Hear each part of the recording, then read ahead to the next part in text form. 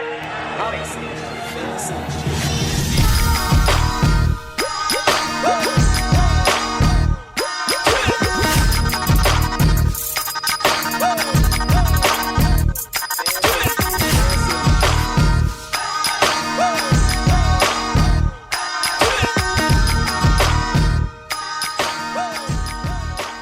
everybody. Welcome to another episode of the Bhangra podcast. My name is Ram. I'm joined by Sid, and we'll be interviewing Lavesh today, founder of the LearnBhangra app. Hello. Lavesh, how are you doing today? Great. How about you? I'm doing well. Excellent. Tired. Ram is tired as hell. Yeah, he's not. Ooh, those eyes. I tried. We can't act. It's like For all the people on the podcast that can't see my eyes, they are pretty tired. So, having judged a few times this year, and how long have you been judging? I don't even know when you started. I'm not really sure either. Let's go with throw 2013 out there. 2013. So, what would you say to the circuit as a whole, or because you have the stage right now, as something that teams comp in and comp out, like something that teams very much lack in from a technical standpoint, basics, fundamentals. Where can teams truly get better and really easily get better?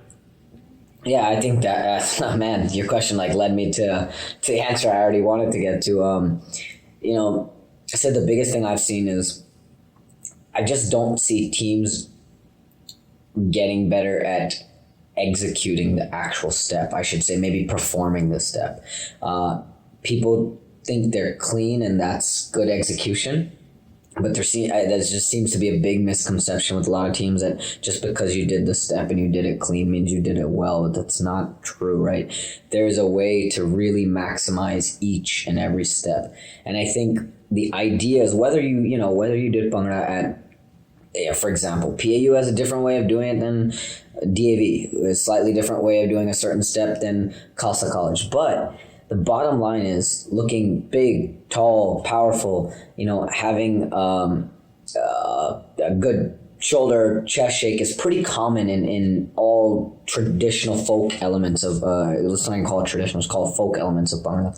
So those are things I keep seeing that haven't gotten necessarily better as a whole for the circuit. Some teams, I can see the improvement over time, but I think that's one thing it's disappointing. There's still so many teams, and these aren't fusion teams. These are Bhangra teams that are doing their fuss and lust straight up.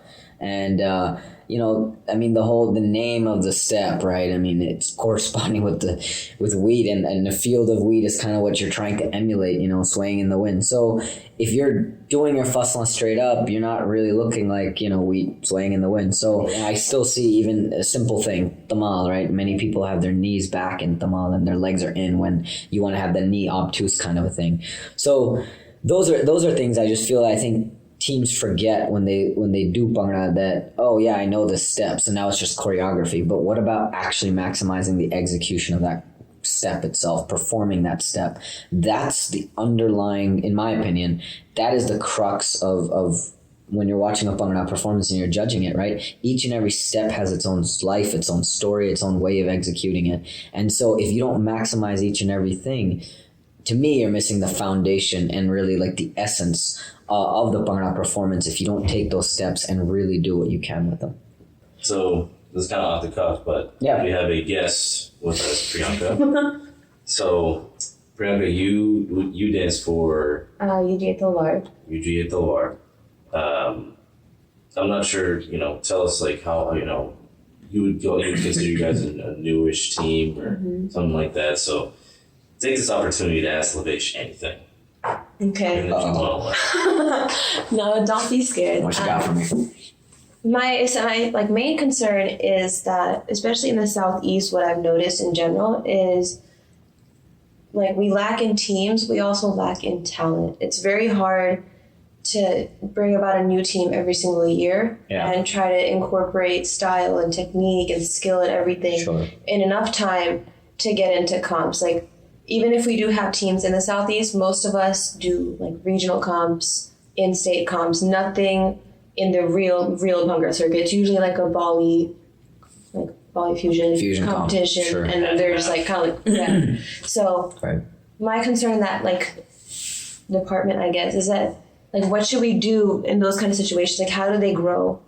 Yeah. What should they do to better their technique and to build a stronger foundation to move forward from where they are now? Yeah, I mean, you know, it's I know it's like the toughest thing, and it's one problem that not just the South, but like collegiate teams face with the churn, right? I think we all can agree to that. That's just life, right? But I think the most difficult thing, right, when you're looking at Bhangra, you know, there are two routes you can take. All right, one route is you can say that I'm going to try to win, and I'm going to try to base that winning off of the circuit that we're in today. All right, and there are certain things you can do, I think, as a team to maybe necessarily get ahead in this circuit where it's not that you have to have the best Bhangra, because the rubric itself, right, has other elements in it. So execution is part of a rubric, and step execution I'm saying specifically. But there's still many rubrics that have like creativity as a big component of it, right? So you have sometimes teams winning who may not have the best, like, per se execution of Bhangra step, for example, but they have these other things checked off, whether it be musicality, whether it be the gimmicks or creativity, formations, whatever you may have. So, you know, in that situation, if there's a churn, and yeah, obviously the ideal answer is you just get really good at Bhangra and you keep practicing and, you know, you put in your time and yeah, it'll pay off. That's the other route you can take. But the other thing you can look at is, you know, how can you make yourself stand out in those aspects of it, right? So it's not easy to be creative, right? I mean, that's just something that, you know, I guess you kind of have to have or kind of don't, or maybe you're lucky one day and you're not the next day, or maybe certain drugs help and others don't. I don't know, right? But everybody has their own method. Let's be honest. I mean, those of you listening on here, you know, and we know some of you have done, but you know, and you're in that situation, try to find those X factors, especially when you want to get into just a comp. I think that's the main goal, right? Because I know that feeling, right? It's really just getting through the door. Yeah. Honestly. Because once you're through, regardless of how you place or how you end up doing on stage, it's what you learn that weekend from other teams. Exactly right. Great point, right? So. And it's a huge motivational factor. Mm-hmm. Once you get into one, everybody walks away that Saturday night or that Sunday morning, and everybody has a smile on their face. I'm like, oh, we can't wait till the next comp, right? Mm-hmm. Whereas the week before, I mean, they were all bitching about, I have studies and I can't do it because of exams, and you felt like your team was going to fall apart. And you know, the week after, that day after the comp, it's like, oh, we're like on our golden years or whatever, and how we feel like after we did a comp. So I definitely get that feeling, and I think maybe to get your door in, that's the way to go, right? Try something that maybe hasn't been done if the Bhangra foundation is still going to just take time.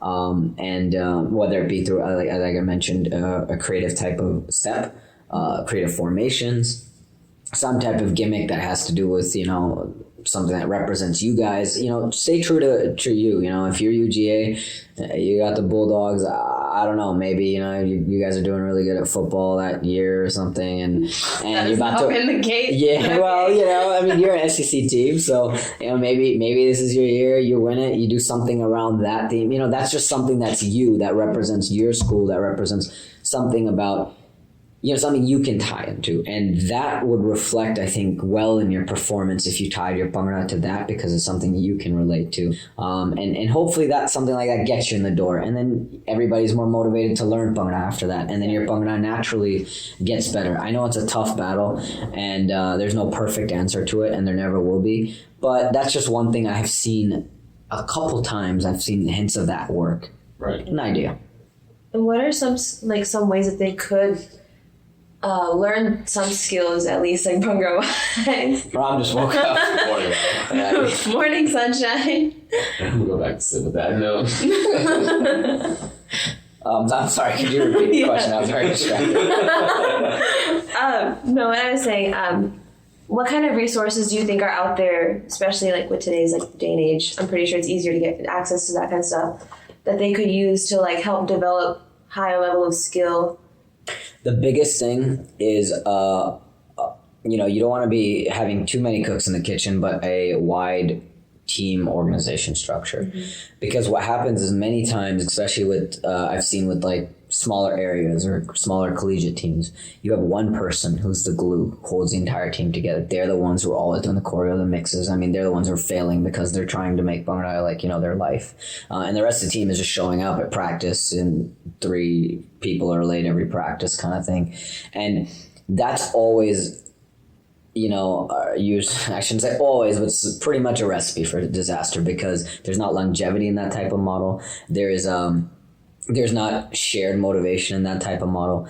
So I think when you establish your team, it's almost good to have multiple people at that head role because that shares the liability of the team continuing and you know, failing or whatever. And that also creates that organizational structure so that when one of those 2 leave, or let's say those 2 people who are at the top leave, you have, let's say, a vice president or whatever filling in. That's what I've seen that successful teams who have continued to be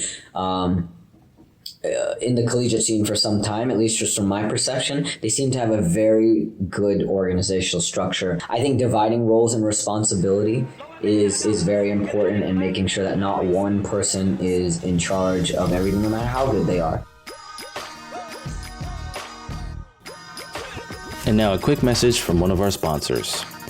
00 Threads is a leading provider of customized apparel. Having served over 100 dance competitions and teams since its inception, 00 Threads ensures an easy ordering process and seamless delivery of everything ranging from t-shirts to snapbacks. Mention the Bhangra podcast while ordering and 00 Threads will provide a discounted rate. Visit 00 Threads, that's the word double, the letter O, threads.com for more information. And now back to the Bhangra podcast. I always wondered like what it would be like if like people that like are like kind of like retired from being on a team, if they were to like kind of take their time, kind of like spread out and kind of like take different like newer teams under their wing almost.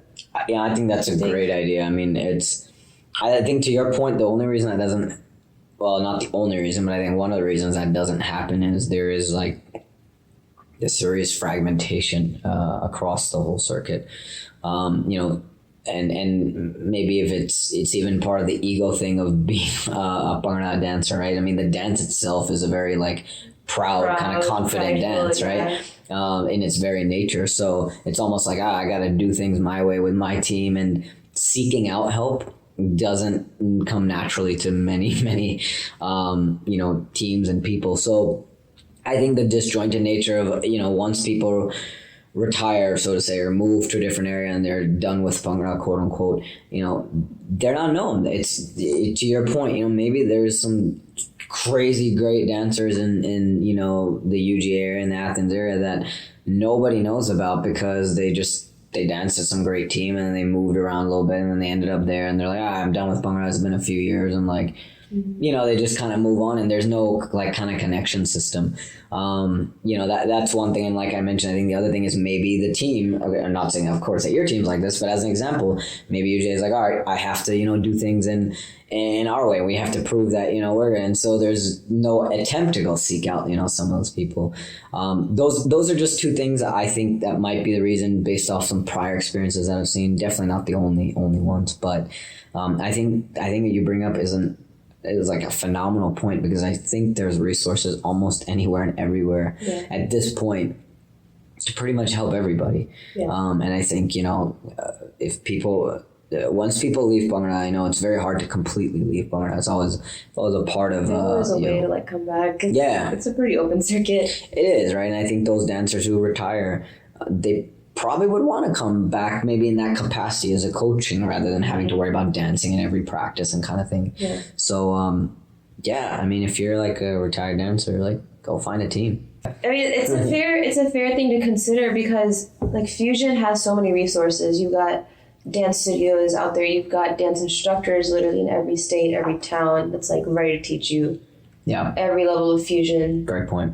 And you don't have that for Bhangra. You have some in Canada, you have some up northeast, you have some in Cali, but it's really dry, like in the southeast. Yeah. So tell me about it. You're right. It is. It was interesting in North Carolina. I don't even know how you found a mentor in North Carolina. I still can't imagine that. But that's what proved to me. If we can be in a random state, kind of in the middle of there's a decent sized Desi population, but it's not one that's astronomically bigger than places in the Northeast or Cali or whatever. And we happen to have a few people. There's not just one, but there's people who have done Bhangra, folk style Bhangra in Punjab, who have some solid knowledge about those aspects that we all kind of crave to learn. It's out there. You just kind of have to sometimes get lucky and find it, and also it has to be reciprocated by that person too. So that's true. Seek and you will receive. Yeah. Ask and you shall receive. Exactly. I definitely think that I think people are also afraid to ask for help. Yeah. And they're like, oh, why would so and so help me, kind of thing. Mm. I think people forget that as much as Lavesh will call himself a pastor, he's an extremely nice guy, and help people. I'm not going to share this McFlurry M&M, so stop asking. I know you are. I'm just kidding. Get out of it.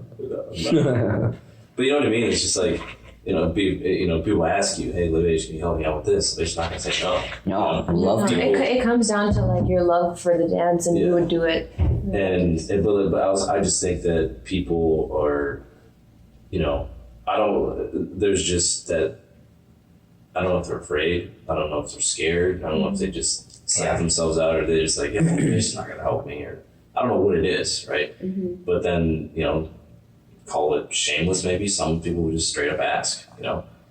I think it's just seeking it out. People are nicer than, even though, like, as you said, Bhangra is Bhangra, and the culture is a culture kind of thing. People are nicer than you think. They really are. Humans. Showing the humility is, if like anybody that shows the humility first to me, I automatically am like, wow, that person, they didn't have to do that and they didn't have to ask it, but they must really want help, right? Or to do something like it where they go out of their way to ask for some feedback or something like that. And honestly, if you're in the, that position where you can give that kind of feedback, that's really rewarding. That, I think most people would feel this way. It's really rewarding that somebody looks up to you and wants your help. So I think, there's no one who should feel shy about asking from anyone, because that's just a compliment to that other person that, that I value your feedback that much. And, I hope more people try to, reach out to anybody they find a mentor, a good dancer, or whatever it may be. Lavesh, I know this is a question that I get from new teams, new dancers kind of deal. Set creation, segment creation. Yeah. Just creation of choreography for routine. You've been doing it for a long time. So what would you, like, I don't even want to give you like a prompt. The prompt, I kind of want you to just go like, you have someone that's brand new, how do we create great choreo? So again, this is just the way I've gone about it, and I'll be the first to tell you I don't feel like I'm the most creative at all. Especially coming with more of a, like, originally just kind of a live, more simpler kind of process oriented background where, most live sets follow like a certain kind of formula, you can say, right? From subs to konde to gato to chumar to, general tamal, blah, blah, blah, right? So I think from my standpoint, it's important when you're looking at set creation to know that aspect of it. And why I say it's important to know that, kind of why a Bhangra a live set is done the way it is. It's not necessarily that formula has any particular reason, that it's better. It's because that formula has been there from a flow standpoint, really. I think that's the best thing, right? So, for example, if I'm doing a hopping type of step, something like a tamad, and the next step goes into a bidi or a tapping type of step, right? Or fulka or something like that. Did that really flow because I went from one type of foot movement completely down the other? So it's not just cutting steps together and placing them in order of whatever you think, just kind of goes there. Think about, where's my hand placement? What are my legs doing at that point? How do I want to change it at a certain point? What do I add? Do I add a spin? Do I add a drop to transition from that hop to that tap, for example? So those are, I think, the nuances that, from at least a flow standpoint and a set creation standpoint, a team who's been able to do that really well, their choreography flows, right? Because they're able to flawlessly, make one step go well into the next, because they understand where that step ends and where the next one begins, and how you go from point A to point B. I think some teams have that problem where, they, for example, they think, oh, this is a chumar segment, and so, I'm going to do like slow chumar here, but, now I'm just going to bust into fast chumar because, it's a type of chumar, so to speak, right? But that's not how you want to look at creating a set. It's not just a set is a group of steps that you cut in whenever you feel, or a segment, I should say, is a group of steps that you cut in. I think from like a hype and, creating choreography that's unique and impactful, it has to represent you at the end of the day, right? So for me, something that would resonate with me, for example, I'm a big Brazilian soccer fan, for example, right? When the 2014 World Cup was going on, I would feel like incorporating something that had to do with that would resonate with my Bhangra, right? Because that's something I'm passionate about. I could do Bhangra to that song, and I'd feel happy doing it, right? So I think you have to be very representative of like what stands out to you and what do you care about, what gets you going, what motivates you, right? And figure out a way to, of course, you don't want to do all kinds of random stuff that doesn't fit with a choreography, but figure out how you can incorporate that kind of mentality, that kind of motivation into your choreography. And that will make it unique and impactful, because if you're performing it with that impact, the audience will see it. And I think that's one of the most important things. Sit down and write down, what are 3 things that really I like as a person, or my team likes, or, what stands out to the identity of who we are, and how can we incorporate that, into our Bhangra. And, we've tried that exercise here and there, and it's worked for us sometimes. So just something to think of to help your choreography. Okay. Something that a question that I've gotten as well, kind of a follow up on that, is, I don't, what will be said is, I don't understand can you explain more about the flow? But someone can argue like, oh, like I can do this to this to this, and you can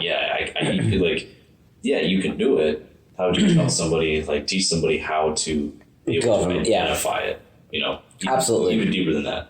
So take a step and say, was I able to complete all 4 or 2 beats or whatever, to where I completely, perfectly executed those 4 beats, and the next step, whatever it may be, of 4 beats, was also perfectly executed. And you find that's actually a great barometer.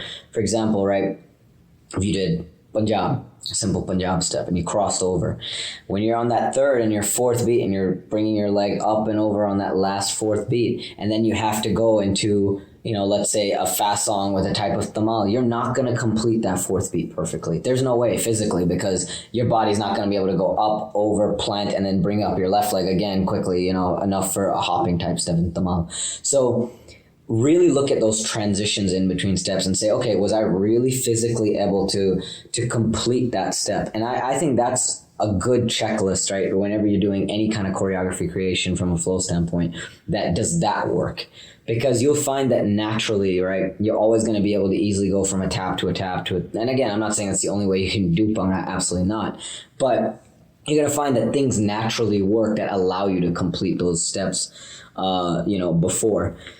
So that's definitely one way to look at it too. And then kind of going a little further in the actual execution step, not only, okay, from and just the step itself, like, am I doing my lower body right too? But am I really showing that step fully to the audience too? Because that's another thing where sometimes the way the set is created, the step itself isn't necessarily done to where it's showing to the audience. Maybe there's good execution, but maybe you're doing it in a way where it's not angled, to the best of ability, or the formation kind of hurts it a little bit, right? To where you don't have yourself fully engaged to the audience. So think about that too, that formations can add that level of trickiness, obviously, right? That along with just the choreo and the actual moves, how does that formation also allow for that step to be viewed in its maximum capacity too? And I think if you look at those two things, if you can check those off, why not? Why doesn't that step flow from one to the other? That's kind of the way I look at it when I'm like looking at it. Well, thank you very much, Lavesh. Thank you, guys. We'll definitely be doing it again soon. Absolutely, and look forward to vice versa too. Getting a chance to. Any shout outs, anything you want to say? Close it out. Shout out to my mama. Shout out to Amandeep for the McFlurry. Actually, real talk though, Ram's not even awake, so I don't really feel like giving him a damn shout out. But shout out to him for, really taking the initiative on this whole podcast, and Sid, obviously you too, and the crew involved. Thank you guys for having me out here, and Priyanka too for asking the tough general questions out there. Someone had to say it. Yeah, it's on the mind of many teams. Not only your own, and I faced the same challenges. When I was in that position, so I completely understand where you're coming from. But yeah, I hope everybody, one of the things I think we talked about was a takeaway is reach out, to other dancers. I hope that's something that at least is a takeaway from this podcast. There's no shame in doing it, like Sid said, and yeah, well, thank you again, guys, for your time. Hey, thanks so much for listening to another episode of the Bhangra Podcast. Do you have any ideas of what we should talk about? If so, email us at bhangrateamspodcast@gmail.com or hit us up on Facebook, Instagram, or Twitter at the Bhangra Pod. And if you like this podcast, subscribe on iTunes, Stitcher, or wherever you listen to podcasts so that you get the podcast automatically downloaded as soon as it hits the feed. And if you really want to help us out, please leave a review on iTunes and let us know how we're doing. Today's featured mix is Sarangi Warrior by Van City Bhangra Entertainment and DJ Birdzilla. Link in the show notes.